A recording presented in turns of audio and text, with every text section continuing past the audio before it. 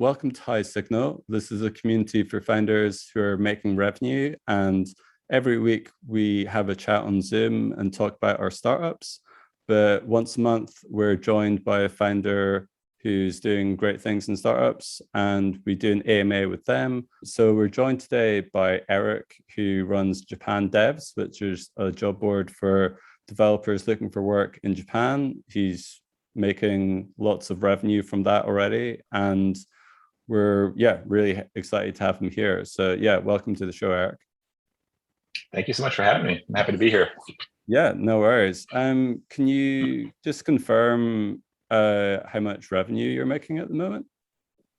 Yeah, I mean, I recently wrote a blog post where I kind of shared a little bit of the story behind the site, as it has been growing, starting to do relatively well financially.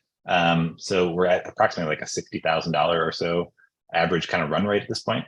The revenue is not MRR, so it's not going to be recurring revenue. It is more like spiky, where it does depend on the month.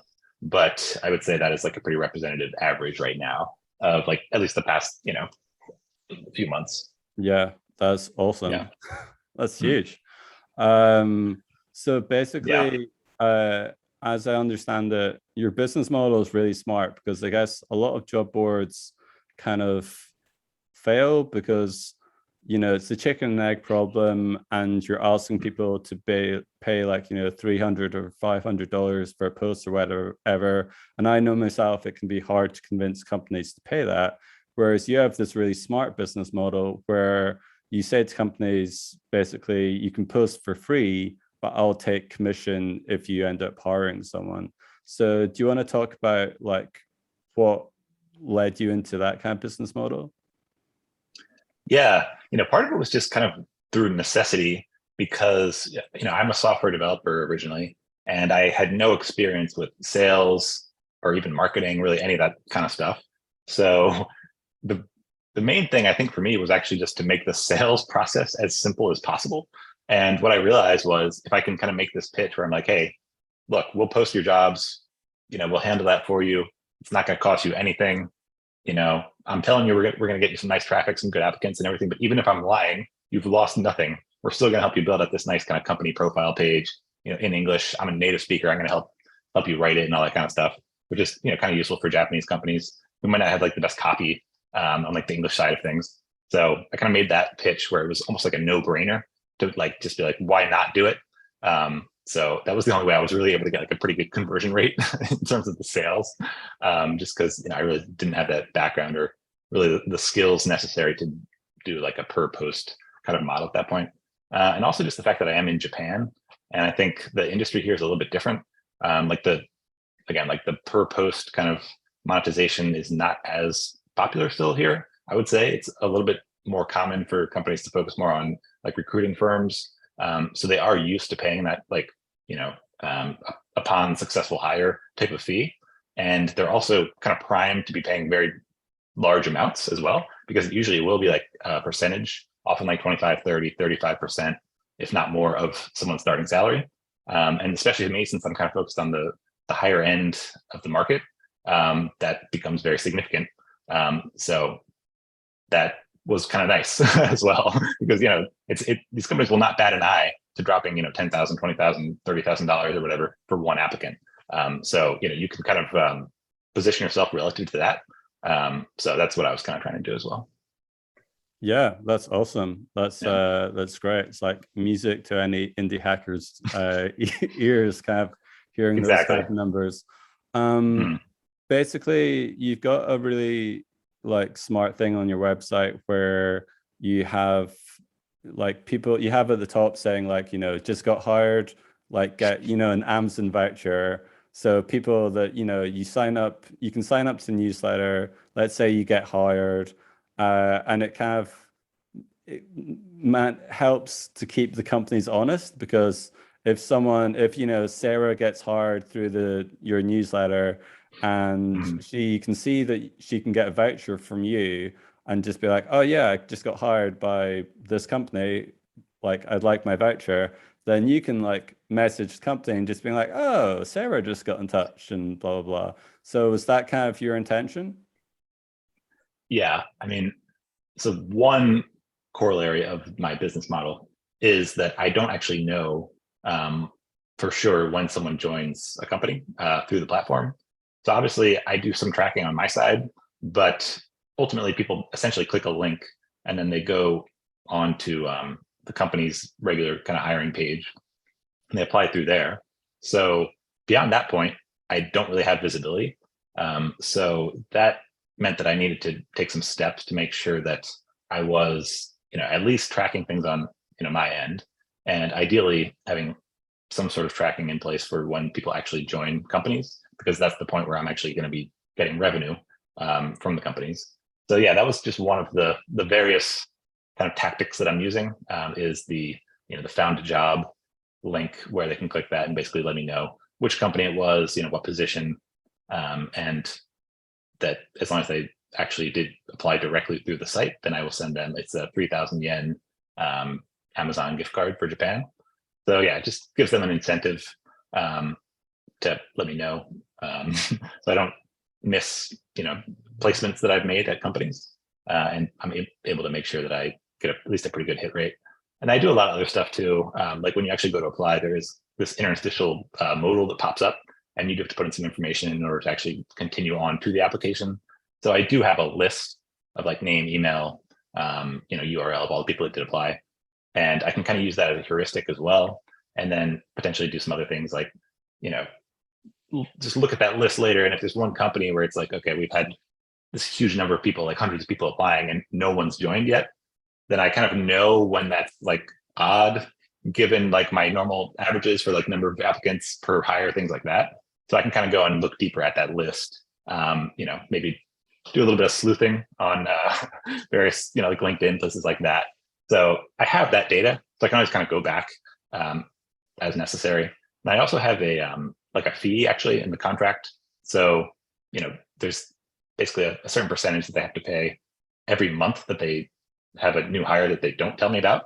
So yeah, I try to de-incentivize it in a lot of different ways. And I think ultimately, I charge like a pretty fair price and everything.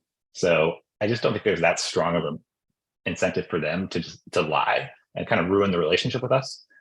So yeah, it's something I definitely monitor, but the business model is definitely viable, at least in Japan. I've never tried it in the US.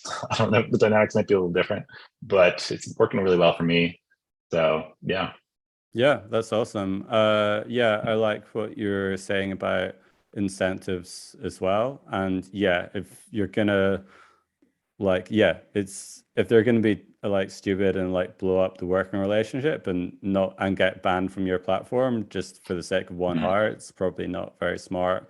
Would you mind going into like how, because I imagine that's quite a hard thing to get a lawyer to do or something, or like, can you go into like how you got a kind of legal agreement drawn up and like how much that cost, if you don't mind, roughly?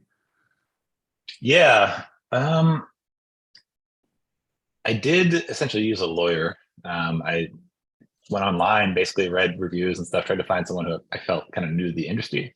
Had worked with startups in the past, and just kind of explained to them the basics that I wanted. They did give some advice as well, which was pretty helpful actually. Like, you're going to want this clause and that clause or whatever. So yeah, I worked a little bit with them, and then they went and basically drafted it for us. I don't know. I want to say it was like around $1,000 or so. So not super cheap. It was a significant expense, especially early on when we weren't really earning any revenue yet. So yeah, it was definitely a big decision actually to do that. And then we needed an English version because this was actually Japanese, and I think so far, like, the Japanese version of our contract is probably used by more companies than the English one, but we do it both. And I actually translated the English one myself.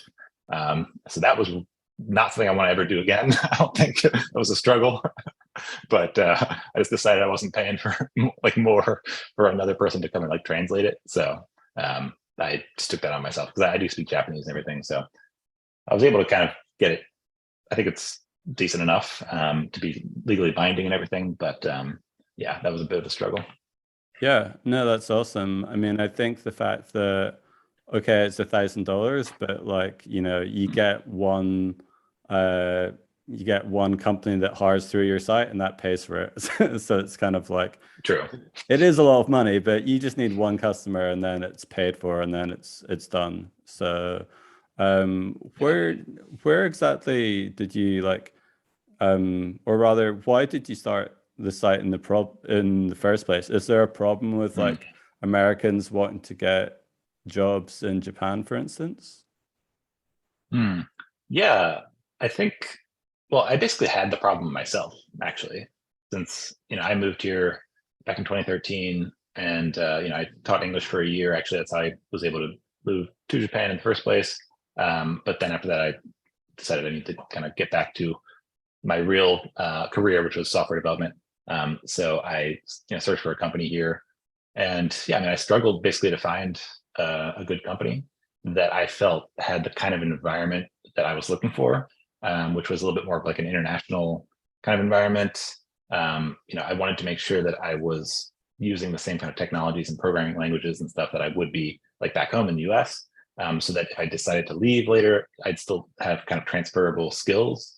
So that was something that I was just really focused on. And it was a bit of a, difficult time that I had trying to find those companies. And, as I lived here for longer and, I switched jobs a few times, and then each time I would kind of do more research and had kind of this list of companies that I was keeping basically just for my own, informational purposes. I just wanted to know what the good companies were basically. And eventually I, decided that actually this data is pretty useful, because everyone comes to Japan and a lot of people struggle with trying to find the more like international modern companies here because they exist. There are enough of them that, you can have a pretty good time working as an engineer here, but you do have to be very careful. And there are a lot of like not so good companies too, frankly, like kind of the more old school Japanese IT companies tend not to be the best fit for English speakers, people like me who've come from abroad.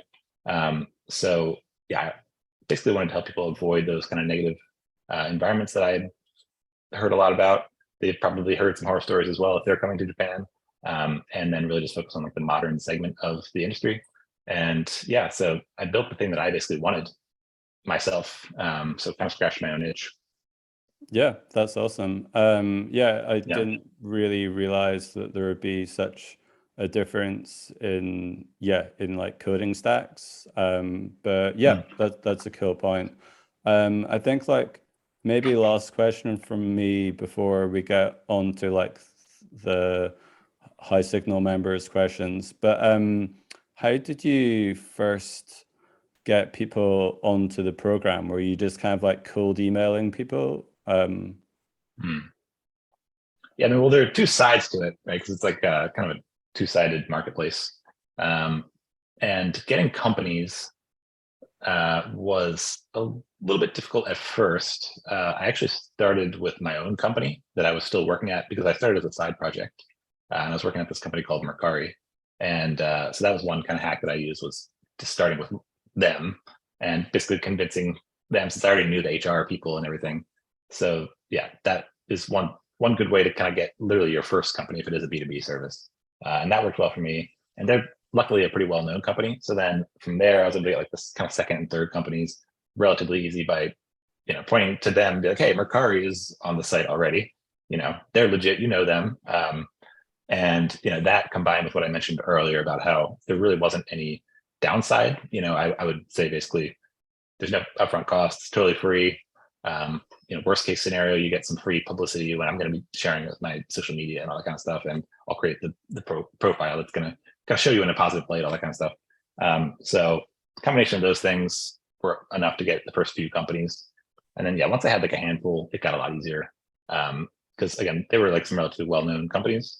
And then really, ideally you would want some testimonials and stuff too, especially ones that say we hired X number of people or whatever. Eventually I was able to get those, but there was a little bit of time lag between, when I did have some jobs up already, some contracts, but wasn't actually earning any money yet. So yeah, I mean, actually getting to the point where it was earning decent revenue took a lot longer, but getting the companies wasn't too bad.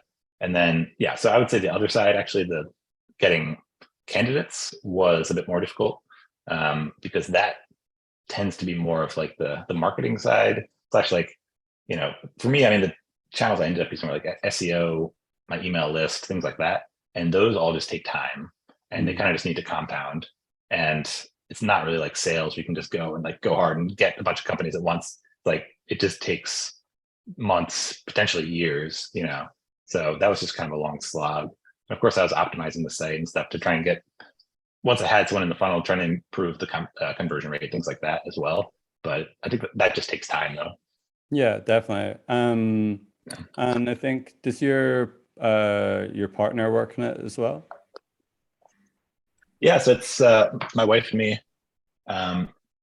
We're building it together. Awesome. And yeah, we don't have any other full-time employees. Awesome.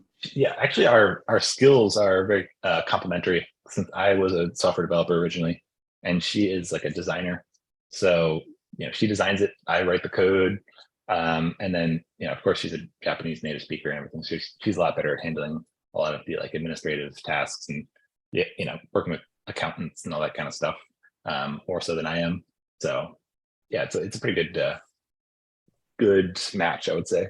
Yeah, that's an awesome match. It's really cool when I like seeing that when couples can like combine their skills for a business. It's nice.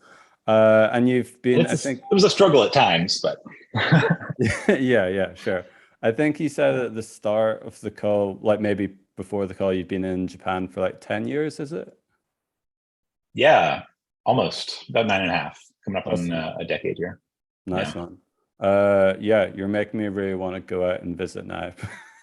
So yeah, well, the borders are open. Yeah, and the yen is at a historically weak price point. So now is actually a great time to come to Japan.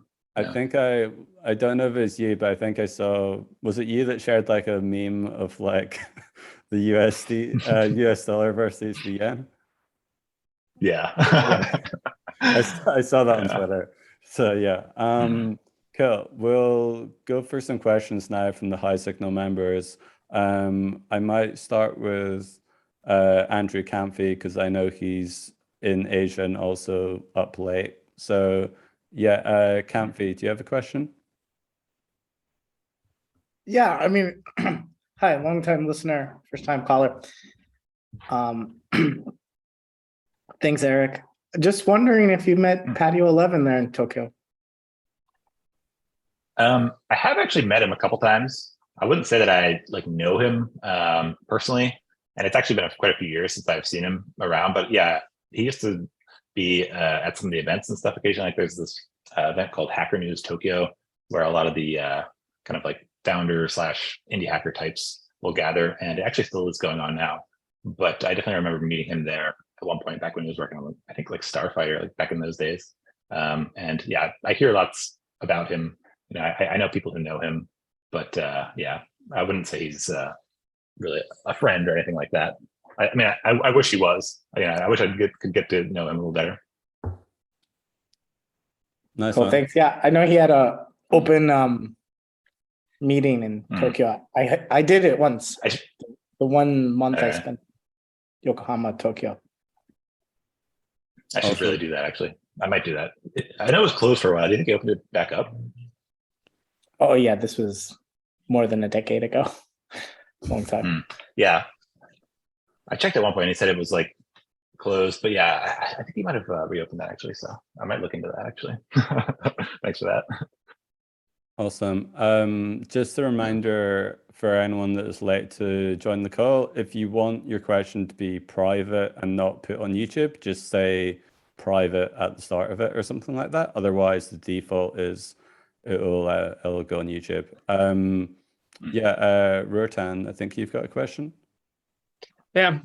So I think it's a really interesting business model, and I've never seen it in job boards before. And I'm wondering if you think it is working here because of the value you add, right? The cultural difference you bridge, and do you think that's the reason it works, or do you think it will work for other job boards as well? Yeah, I do think there's a lot of value in the curation aspect, because it is really like a relatively low volume site where, I have around 100 companies or so at any given time. And, I get a lot of inbound interest from other companies, and I usually say no. You know what I mean? It's like the qualifications for getting on the site are not just, willingness to pay me money. It's like I actually have requirements, and that allows me to keep the quality, I think, pretty high. So yeah, I think just being kind of like a higher signal, really English focused site is a big thing. But that same kind of idea in another niche, I think, is actually still very valuable.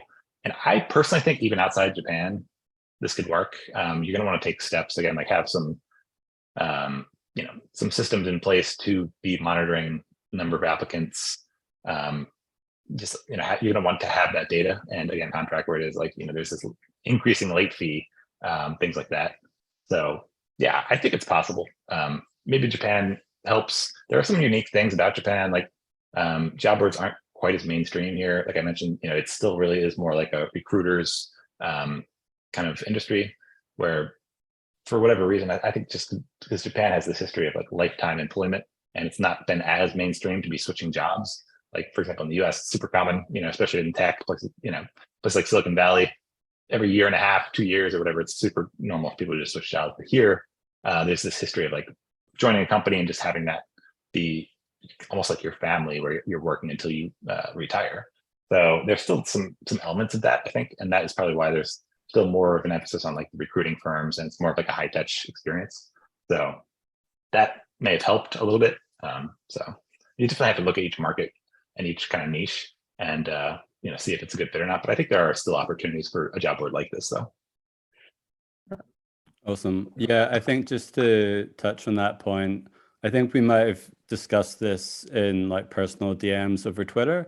But I think the fact that because there is still more of a culture of working somewhere for a really long time, I think you mentioned on Twitter to me, like privately, that means companies will like pay a lot to get someone, because they're like, okay, this person's here for the long term, so we'll pay 20-30% or something. So exactly, yeah. So I think that is very common, and then that ripples throughout the whole kind of industry. But it's also kind of interesting to see how things are changing, because as people are getting more used to switching jobs, then it becomes a worse and worse value for the companies. You know what I mean? If they are paying like 20-30% of someone's salary, and then they're only staying for a year, that's like, wow, we just paid, we paid an extra 30%, right? Because it's being amortized over such a short period suddenly. So that combined with, especially in tech, like some increases in the salaries and things like that, as there's more venture funding going out to these startups, and just more kind of unicorns and those types of companies that didn't really exist even like a decade ago.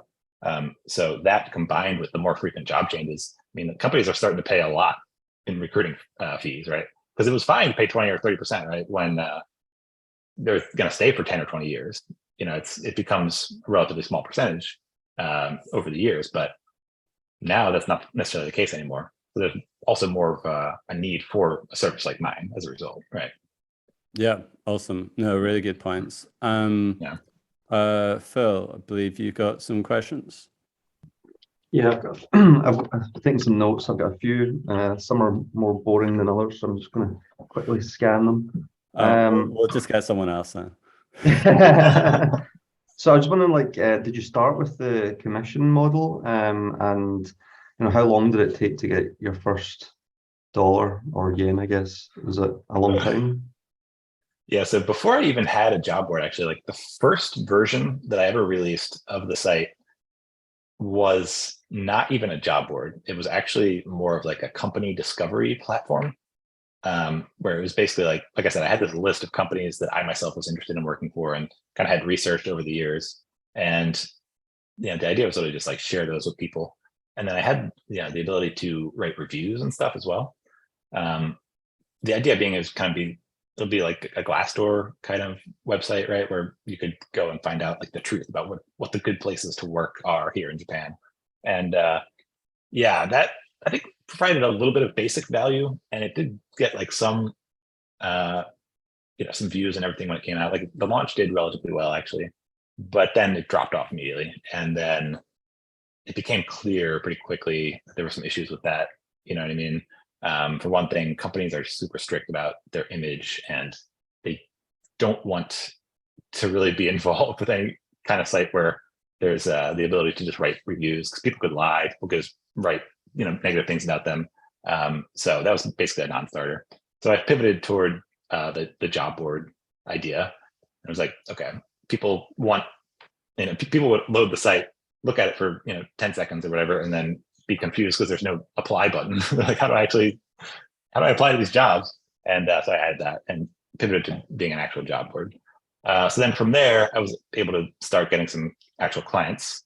So I then had the potential to make some money, but sadly, there was a period of time, pretty long period of time. It was actually about a year where I was basically grinding, and I already had companies posted jobs, but there just weren't very many applicants yet.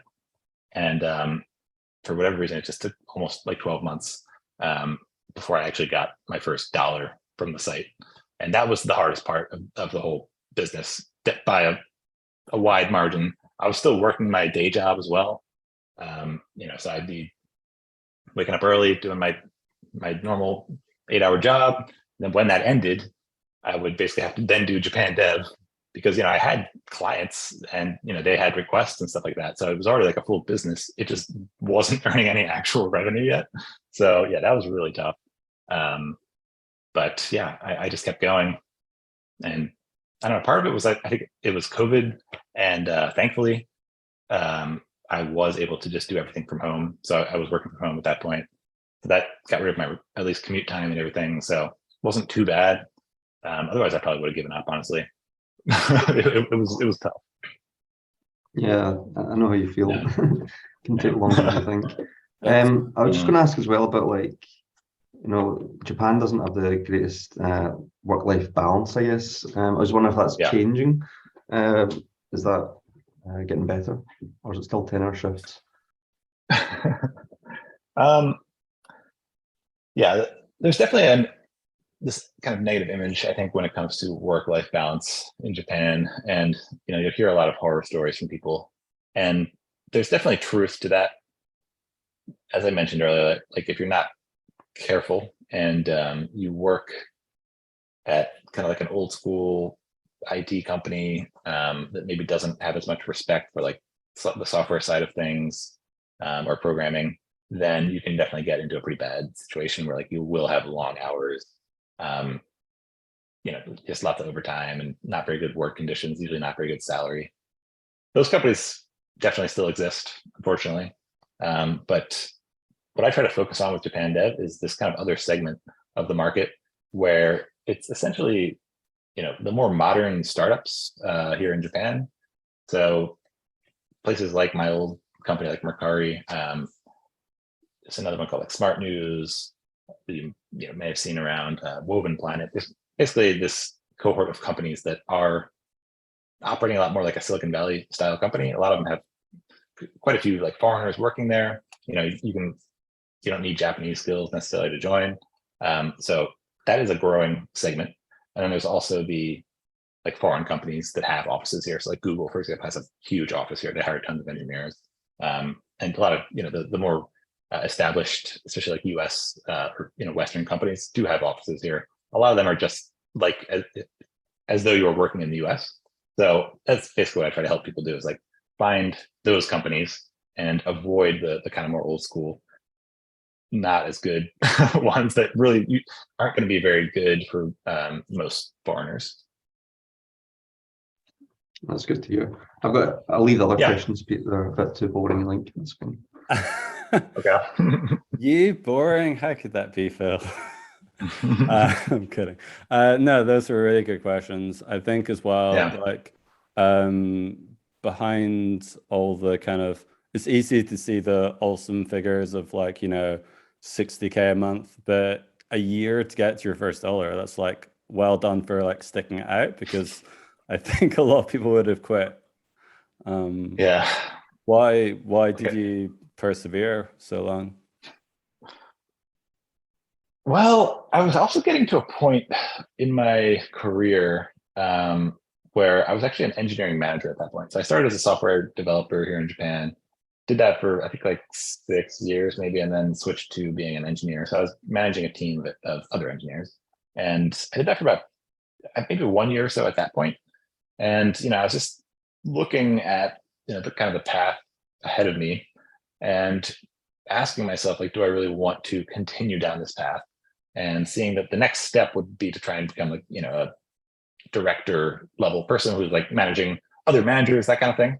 And I was kind of looking at the other people who were ahead of me and doing that already, and asking myself, do I want to do their job? And kind of realizing that no, I don't. So then I felt a little bit stuck as well.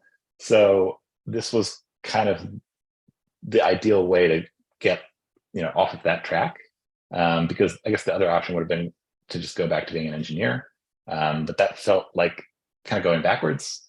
So I was like, I really want to try and make this entrepreneurship thing work.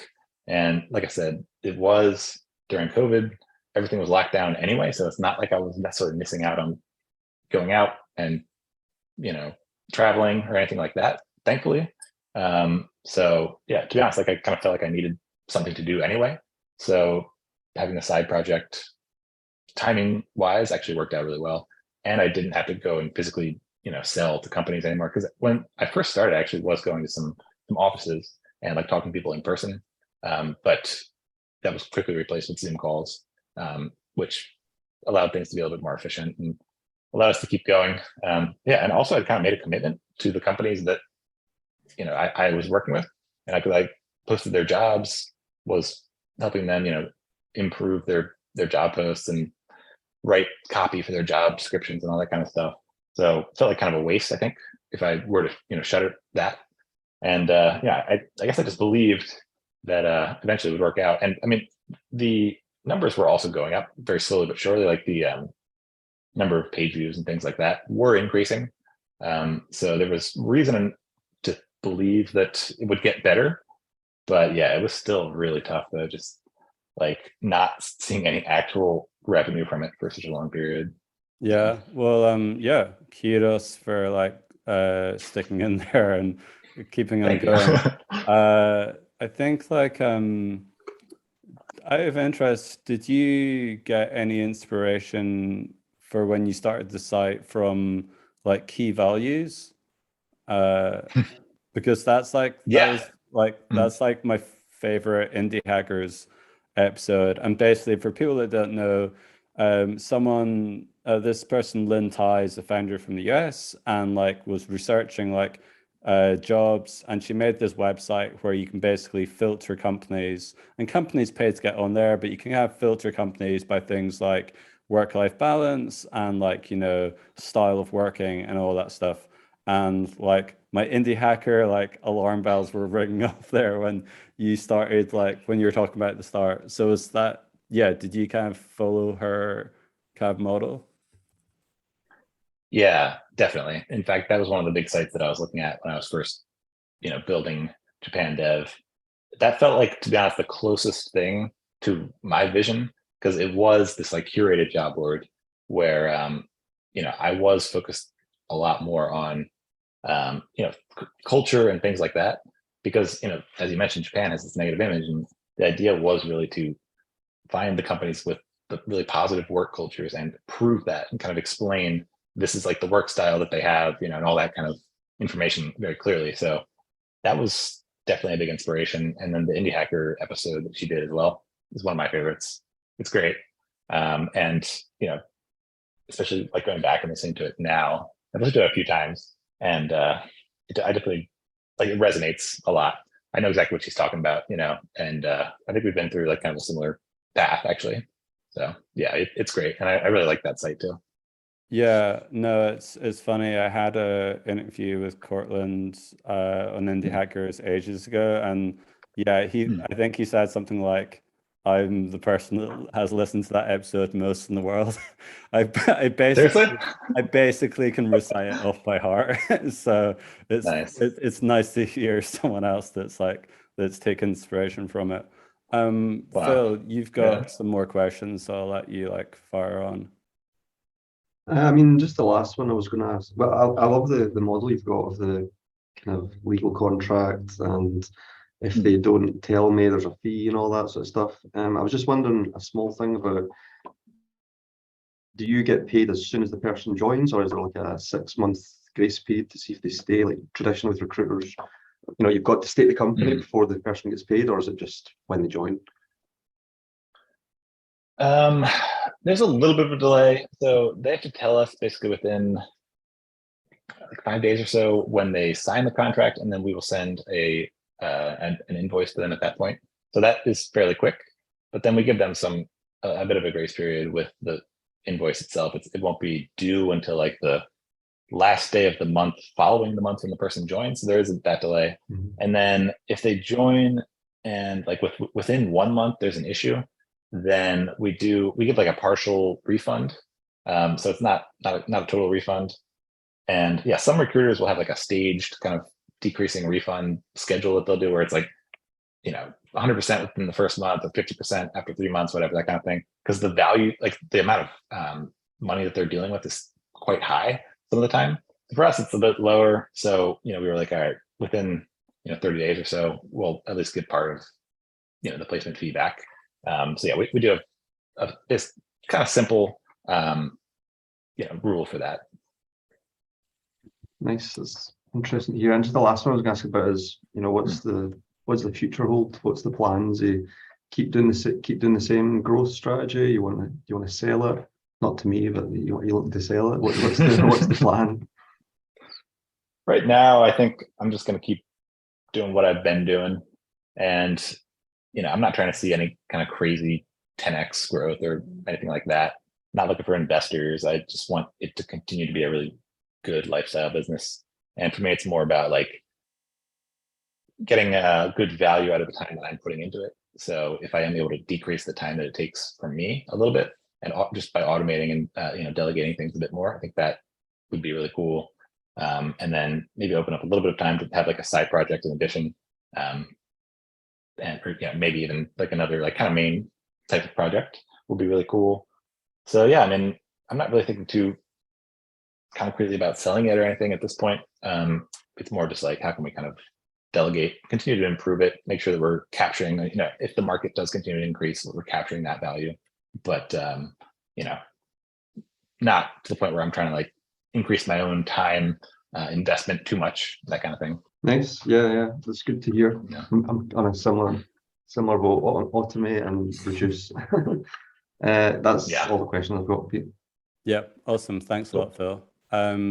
Yeah, I think that about wraps it up. So yeah, thanks a lot for joining us, Eric. It's been like super interesting. And just a plug, I have a newsletter for keeping up with indie startup news. It's called highsignal.io, and you can find out about people like Eric and other indie hacker founders. And I basically send a digest of like the best tweets of the week, so you can like sign up for that newsletter. I never plugged that newsletter, so I remember to this time. But yeah, and also you can join the community, and we like chat every week. We have a Telegram group, and we chat every week on Zoom. And yeah, it's being described as therapy for makers by one of our members. So yeah, it's a fun small group for people that are making money. So yeah, thanks again for joining us, Eric, and thanks to everyone else. And yeah, catch you sometime soon. Awesome. Thanks a lot for having me. Cheers, man. Thanks a lot. Cool. All right. Cool.